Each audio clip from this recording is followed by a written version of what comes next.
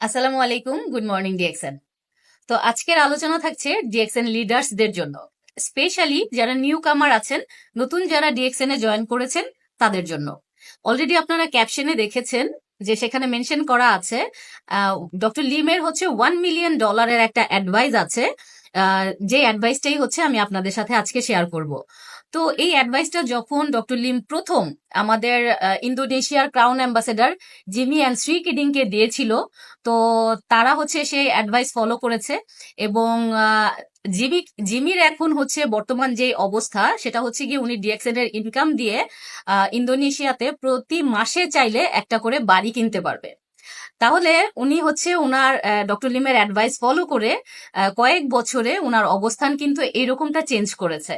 তো যখন জিমি শুরু করেছিল ডিএক্সএন বিজনেস তখন তার এজ ছিল 60+। তো 60 বছরের বেশি তার বয়স ছিল তখনকার সময় সে আসলে ডিএক্সএন বিজনেস শুরু করে। এবং কিছুদিন পরে ডক্টর লিমে সেই অ্যাডভাইস ফলো করে তার বর্তমান অবস্থা হচ্ছে মাত্র যেটা বললাম যে সে চাইলে মাসে একটা বাড়ি কিনতে পারে ডিএক্সএন এর ইনকাম দিয়ে।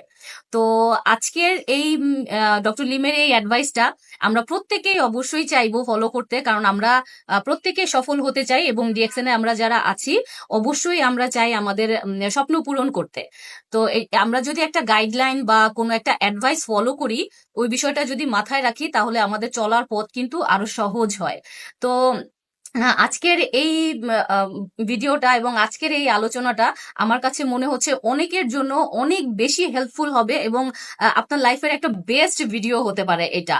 কারণ হচ্ছে গিয়ে ডক্টর লিমের অ্যাডভাইস, আর সেকেন্ড হচ্ছে গিয়ে আপনি যদি বুঝার অ্যাবিলিটি যদি আপনার ভেতরে থাকে, আপনি যদি মাইন্ড সেট আপ করতে পারেন, তাহলে আসলে এই একটা একটা অ্যাডভাইজই হচ্ছে গিয়ে আপনি ফলো করলে আপনার জীবন চেঞ্জ করতে পারবেন। তো আমরা প্রত্যেকেই চাই আমাদের স্বপ্নগুলো পূরণ করতে। তো এই হচ্ছে বিষয়। তো ডক্টর লিমে সেই অ্যাডভাইসটা ছিল এরকম যে জিমির ঘটনা দিয়ে আমি শুরু করি। তো জিমি হচ্ছে গিয়ে উনি ইন্দোনেশিয়ার একজন লিডার।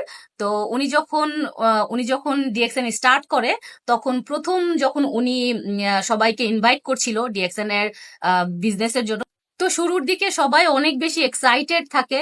তখন তাদের অ্যাক্টিভিটিস গুলো সাধারণত যেরকম হয় আর কি।